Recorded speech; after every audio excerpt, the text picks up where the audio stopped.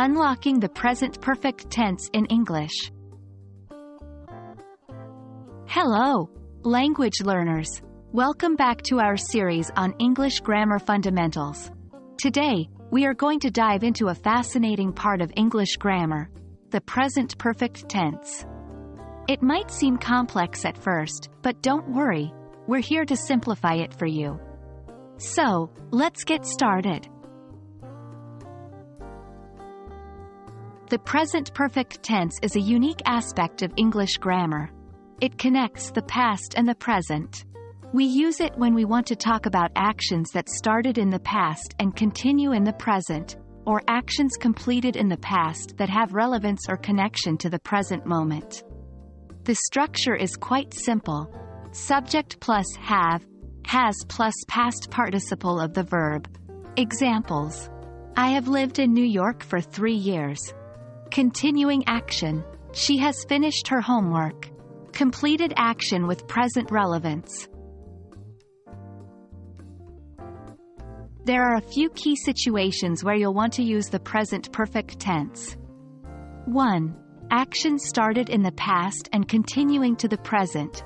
As mentioned before, the present perfect can express actions that began in the past and are still ongoing.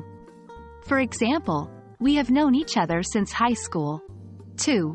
Past actions with present results.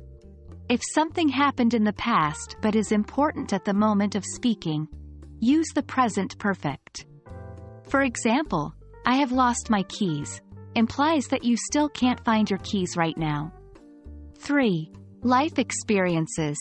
When we talk about life experiences and we do not specify when the actions happened, we use the present perfect tense. For example, he has traveled to France.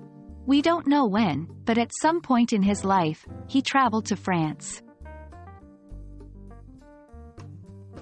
Certain time adverbs frequently accompany the present perfect tense. Already, this shows that something has happened sooner than expected. For example, she has already eaten dinner. Yet, this is used in negative sentences and questions to show that we expect something to happen. For example, I haven't finished the report yet. This is used to express that something happened a short time ago. For example, I have just arrived home. Well, that wraps up our discussion on the present perfect tense. Remember, practice is key when learning new grammar, so make sure to write some of your own sentences using this tense.